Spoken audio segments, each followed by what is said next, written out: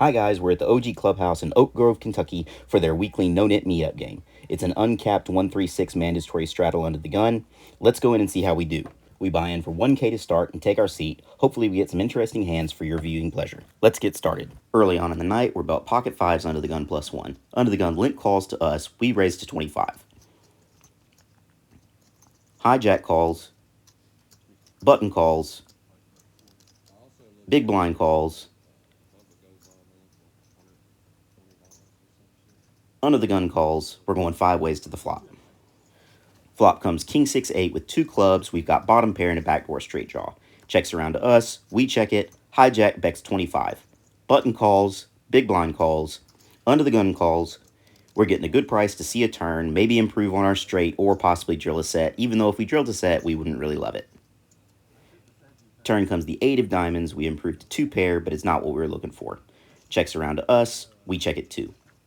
Hijack decides to slow down and check it as well. The button has no such intention. He bets 150. Like I said, we didn't improve the way we wanted to. I don't think 2 pairs good here. He could be squeezing, but with only $50 invested, 150 is no longer a good price to us. Folds around to us. We decide to let it go and fold as well. Hijack doesn't think too long before he folds. Button takes it down. It's not a great way to start the night, but the night is young. About 30 minutes later, we're in the big blind and we get dealt one of our favorite hands, 8-6 offsuit. We'd like them better if they were suited, but we're playing them either way. Hijack raises to 25, folds to the small blind who calls. We call as well, and it folds back around to the hijack. We're going 3 ways to the flop, which comes 7-5-6 with 2 diamonds. We've got bottom pair and an open-ended straight draw. It's a good flop for us. Small blind checks. Now there's a good argument for donking out on this board to exploit, but with bottom pair and an open-ended, we really want to see a turn, so we're going to check as well. Hijack checks too. Turn comes the 6 of hearts. We drill trips. 8-6 never misses. We're not checking this time. We bet 25. Hijack calls. Small blind folds. We're going heads up to a river, which comes the 10 of spades. It's basically a blank as 9-8 was already there, and the only hand he could really hit that beats us is pocket 10s. But we're not worried about 2-outers. We're going to bet. We go with 75. Hijack doesn't think about it for too long before he folds. 8-6 is always good to us. It's not a big one, but it's the first pot of the night. Hopefully it starts the ball rolling.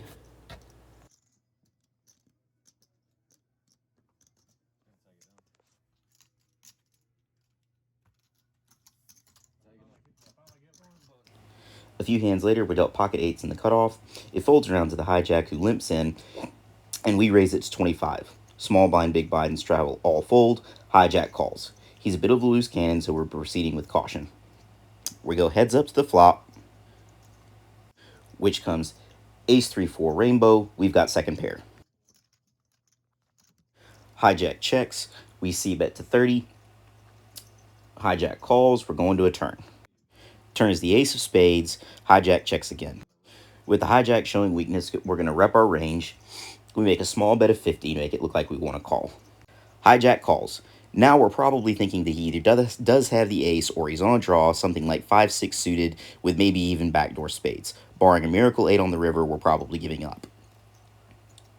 River's the 7 of clubs. Hijack checks. We check back, expecting to be shown the ace or something like 6-5, but he has neither. Turns out he called us like the whole way with pocket 9s. We may have missed a bet to get him off of it, but I wanted to show the hand mainly as a reference for a later one against the same opponent. Very next hand, we're dealt king 8 of diamonds in the hijack. Under the gun limps in. Folds to us. We make it 25 to go. Button calls. Straddle calls. Under the gun calls. We're going 4 ways to a flop. Flop comes ace king 8 with 2 hearts. We flop bottom 2. It checks to us. We don't want to give 4 players a free card. We bet 25 to try to thin the field. Straddle folds out of turn. Button and under the gun both call. We go 3 ways to a turn, which comes the 8 of clubs. We drill the hidden full house. With the way pre-flop betting went, it's effectively the second nuts, with ace 8 being the only hand our opponents could realistically have that has us beat. We make a small bet of 50 to keep all naked aces, flush draws, and straight draws in, and possibly ace-king if our opponents decided to be sneaky. Button calls, under the gun folds. We're heads up to the river, which comes the 10 of diamonds. It brings in Broadway, but the flush misses. I would rather see a heart here, but at least one draw does get there with Queen Jack making the straight. We make a little over 1/3 pot bet of $100, hoping for a call. Our opponent does us one better. He jams for 245 total. We snap call. Button turns over ace 10 for a river 2 pair. We're good. We win the first decent sized pot of the night. Very next hand, we get dealt ace 2 of diamonds in the straddle. It folds around to the big blind, who limp calls. Remember the pocket eights a few hands ago? It's the same guy, and this hand is why I went ahead and vlogged the eights. That hand comes into play here. Now we should really be raising here with a suited ace, but being it's heads up, I chose to check it here not to scare off the big blind in case he's holding nothing and we hit. In hindsight, I wish I at least made a small raise, but as my dad always said, you can wish in one hand and crap in the other and see which gets filled first. What's done is done. We're out for revenge and going heads up to a flop that comes 7-9-5 with 2 diamonds. We have the nut flush draw. Big blind checks it over to us, and we make a small bet of $10. The big blind doesn't think long before he immediately check raises us to $60. Now, I don't think he does this here with a flop straight. I think it's more likely we're up against 2 pair, or possibly even just top pair. We call. Going to a turn, which comes the Queen of Clubs. Big blind continues the story that he flopped a monster and bet 70. We're obviously never folding here. We call for 70 to see a river.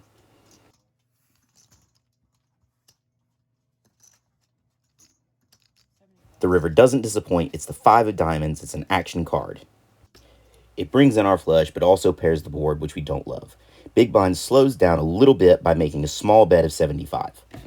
If you're a conservative player, you can argue that it's just a call, but I just don't think this guy ever has a full house here to beat us, or the straight flush. With the ace-high flush, I think I'm good. I'm raising it up. I make it 225 to target hands like straights and smaller flushes. Big blind doesn't even let us get our chips into the pot before he makes the call. We turn over the flush. It's good. The guy turns over jack 6 of diamonds to show he check raised us on the flop and bet into us the whole way with a combo, flush, and gut shot straight draw. Our experience with the guy pays off. We win the hand, probably making close to the maximum. Let's go. About 15 minutes later, we're 8-handed, and we look down at pocket 4s on the button. Under the gun folds, under the gun +1 calls, and it folds around to us. We make it 25 to go. Small blind, big blind, and straddle all fold. Under the gun +1 calls. We're going heads up to a flop.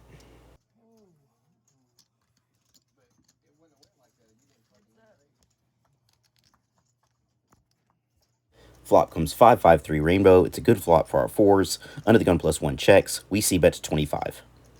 Under the gun +1 calls. Going to a turn, which comes the 9 of clubs. It's pretty much a blank. Under the gun +1 checks. We bet 50. Opponent calls. We're going to a river. Which comes the king of spades. Opponent checks. We check back. Not really being excited about showing our hand, we announce we have 2 pair. Our opponent spawns me 2. We turn over our 4s, and our opponent turns over 1 card to show a pair of 3s. We win. I guess even a blind squirrel finds a nut every now and then.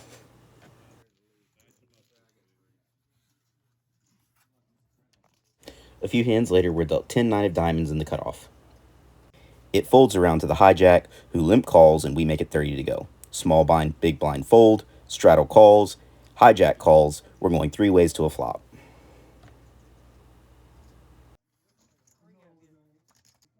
Flop comes Jack Jack 5 with 2 clubs. We miss completely.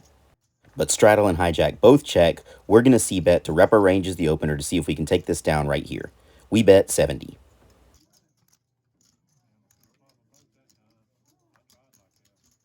Straddle folds, hijack folds. We get our first little bluff through of the night to take it down. About 10 minutes later, we get dealt Queen Jack offsuit in the straddle. Under the gun makes it 15. Under the gun +2 calls, hijack folds, cutoff calls, small blind folds, big blind calls. It's around to us. Now the aggressive move here is to 3-bet squeeze to punish the limpers, but the under the gun player is a solid player who rarely gets out of line. And opening an early position, he should have a really strong range. We wouldn't want to see a 4-bet, or worse, a limp call, and then possibly more to go multi-way in an unnecessarily juiced pot. We decide to just call.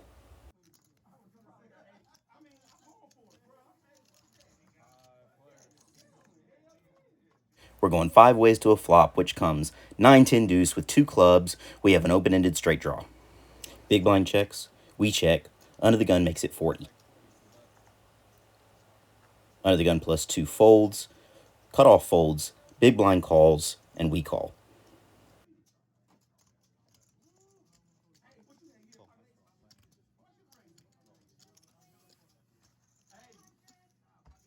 We're going 3 ways to a turn, which comes the 8 of spades. We drill the absolute nuts. Big blind checks. We check for deception. And unfortunately, under the gun checks behind. We're still 3 ways to a river.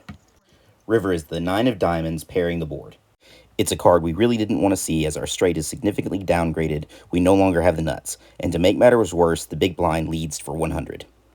We're never folding for that price, but with the board pairing and the big blind leading out after calling the whole way, all we can do is call, and we're not even feeling too good about that. Under the gun folds, and the big blind turns over pocket twos for a rivered full house. He called the whole way with bottom set and wrecks us on the river.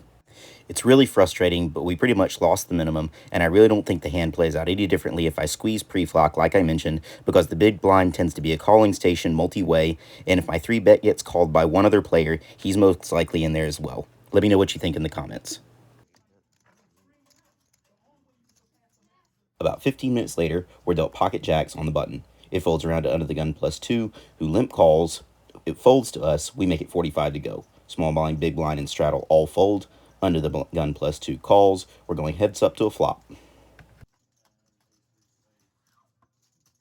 Flop comes 8-5 queen with 2 diamonds. We have second pair. Our opponent checks. We see bet for 40. He calls. We're going to a turn.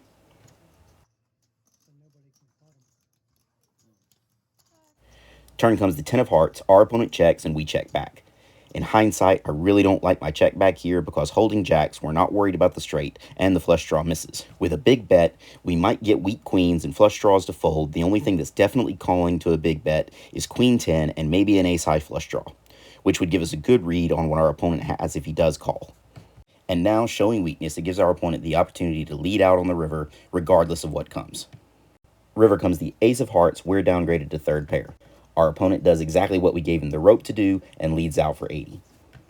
It's a small bet. It feels very value-y when we put ourselves in a very bad place by checking back the turn, causing us to have to hero call a less than ideal river to see what our opponent has. The flush draw misses again, but if his draw was ace high, he now has top pair, and it may be very hard to get him off of it with anything but a monster bet, and after our turn check, I'm not sure he'd buy it anyway. Our opponent is a pretty tight player. I'm not sure if he has it in him to be making a move here. It just doesn't feel right. We're going to let it go. About 40 minutes later, we look down at 5-4 of spades in the hijack. Under the gun calls, under the gun +2 calls, we make it 30. The cutoff folds, the button calls, small blind, big blind, and straddle all fold, under the gun calls, and under the gun +2 calls. We're going 4 ways to a flop. Flop is 6 deuce 8 with 2 diamonds. We have a gut shot straight draw. Both out of position players check. Now, as the opener, the board doesn't fit our range very well unless we have an overpair. We don't want someone to test that theory with a raise, so we check, hoping the button checks 2 to see a free turn. Button checks 2. 4 ways to a turn comes the king of hearts. Under the gun and under the gun +2 check. We're going to bet the king. We make it 60 to go. Button folds. Under the gun calls. Under the gun +2 folds. We're going heads up to a river. The river is the 9 of hearts, the most obvious draw, and the flush misses. However, it does bring in 7-5 or 10-7 for a weird gut shot straight. Under the gun checks. He's the same player from the last hand that led into us on the river.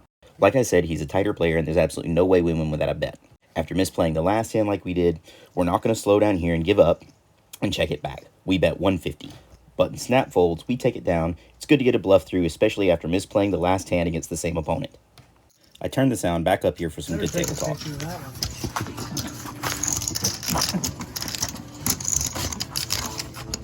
making his cards up this week. We can't get on the field.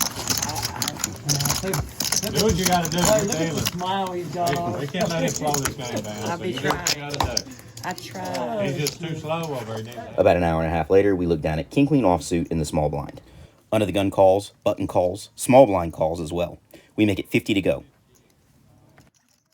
Straddle, under the gun, and button all call, and the button tells me he apologizes in advance. Small blind calls 2. We're going 5 ways to a flop. Not ideal. Unless we smash it, we're not going to feel too good about our hand. Flop comes 7-8 king rainbow. We've got top pair second kicker. Small blind checks. We check as well. Checks around to the button who bet 75.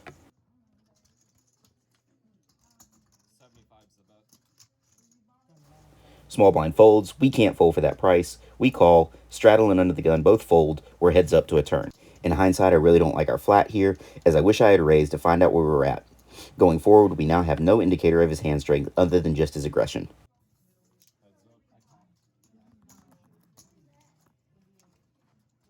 Turn is the 6 of clubs, bringing in the straight. Our hand keeps getting worse and worse.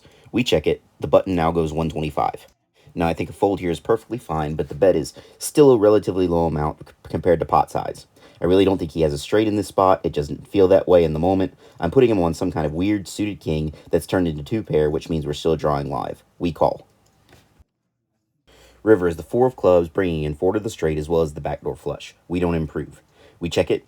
The button now bets 250. It's still a small amount compared to the size of the pot, a little over 1/3. We've allowed ourselves to be put in a tough spot. We're not that strong. We're trying to make a decision, and then the button starts to talk. Now, excessive talking from a recreational player is usually an indicator to me that they feel pretty strong about their hand and are trying to talk to feign weakness and induce a call.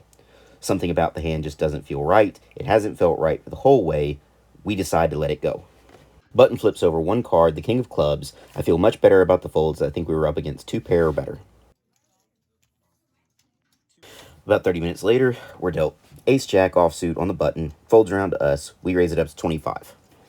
Small blind folds, big blind and straddle both call, we're going 3 ways to a flop.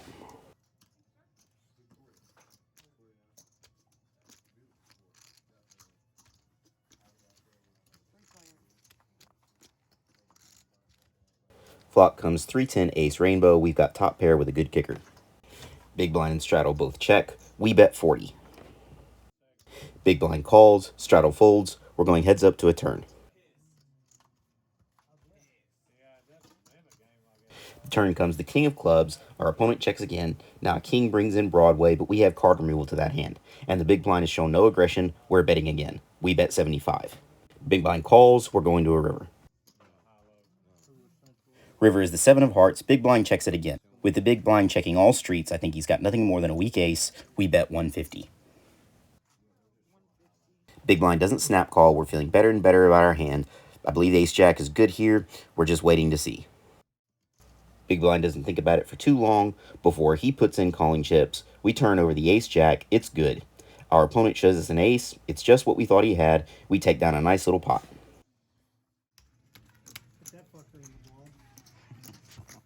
A few minutes later, we're dealt pocket twos under the gun +2. We got the camera going a little bit late, missing the pre-flop action, but here's how it went. Under the gun and under the gun +1, both limp call. We make it 25 to go. Folds around to the small blind, who calls. Big blind and straddle both fold. Under the gun and under the gun +1, both call. We're going 4 ways to a flop. Flop comes king deuce 9 rainbow. We drill bottom set. It checks around to us, and we make it 25 to go. Small blind folds, under the gun and under the gun +1, both call. It's 3 ways to a turn. Turn is the jack of clubs, queen 10 gets there, but even if either of our opponents have it, we're still drawing to the full house. It checks to us, we make it 50 to go. Under the gun folds, then under the gun +2 does something we were not expecting. He check raises to 130. Like I said, if he's holding queen 10, we're still drawing, and we're never folding for that price. We call. It's going heads up to a river.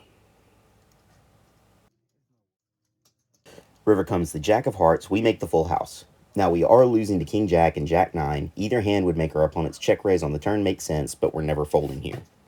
Our opponent starts counting out chips, then announces all in for 390. If he has king jack or jack 9, it's just going to have to be a sick cooler. We're never folding for this price. We snap call. Fortunately, our opponent says, "You're good." In the excitement, we turn over our hand without making the opponent show first, so we'll never know what he had, but I'm not going to complain too much as it's our mistake and we're the winner anyway. However, about the only thing that makes sense other than a complete bluff is maybe king 9, and he put us on ace king and thought he got counterfeited on the river. About 10 minutes later, the cards are coming thick and fast now. We get the camera rolling a little bit late again. We look down at 8-5 of diamonds on the button. We raise it to 25. It's 8-handed, small blind folds, big blind calls, straddle folds, under the gun and under the gun +1 call. Flop comes 5 queen 8 rainbow. We've got bottom 2 pair. Big blind under the gun both check. Under the gun +1 leads out for 65. We consider raising here, but opt for just a call to set the trap. Big blind folds, under the gun folds, we're going heads up to a turn.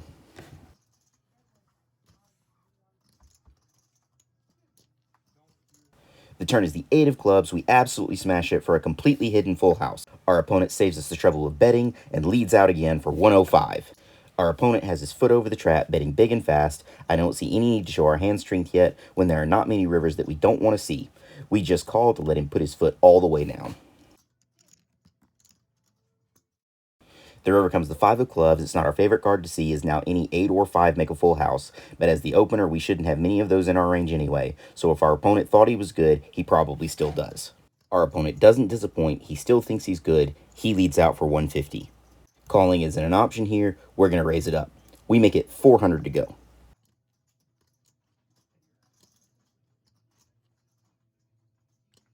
He doesn't think about it for very long before he puts in calling chips. We turn over our hand. It's good. With how quickly he called, we might have been able to get a little more, but again, we're not complaining when we're dragging. A little while later, we're on the button. It's 6-handed, and we look down at ace-5 of hearts. It folds around to us. We make it 25 to go. Small blind calls. Big blind folds. Straddle calls. We're going 3 ways to a flop. Flop comes ace-8-5 rainbow. We've got top and bottom pair. Small blind checks his cards, then leads out for 25. Straddle calls. It's to us. We want it heads up against the small blind. We're not checking. We raise it up to 100 to hopefully get the straddle out and go heads up to a turn. Small blind calls our raise, which is exactly what we want, and to make things better, the straddle does exactly what we want as well and lets his cards go. We're heads up. Turn is the jack of clubs. The small blind slows down, checks it to us. We're definitely betting, just trying to figure out the right size. He's only got around 200 left behind. We decide to try to make him play for all of it and bet 350. Small blind looks at his cards one last time before throwing them in the muck. We take it down. Now, we may have gotten a little greedy, as maybe he calls a $100 bet, and then maybe we get the rest of it in on the river, but we're not complaining when we're dragging.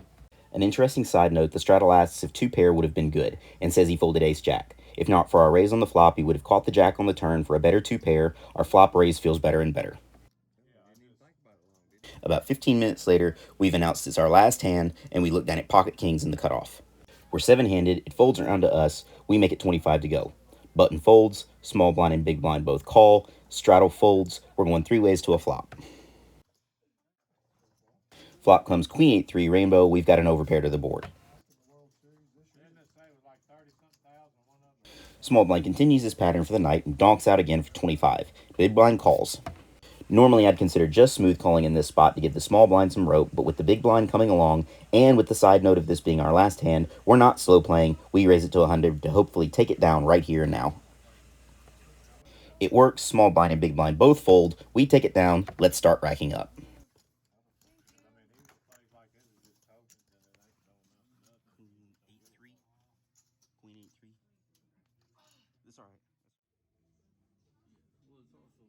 At the cage, we cash out for 2,740. We were in for 2,000.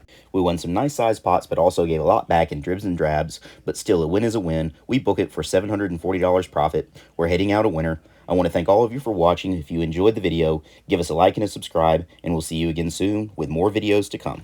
A quick PS, I have some new recording equipment on the way, so position and action should be much more visible in future videos. Again, thanks for watching, and we'll catch you next time.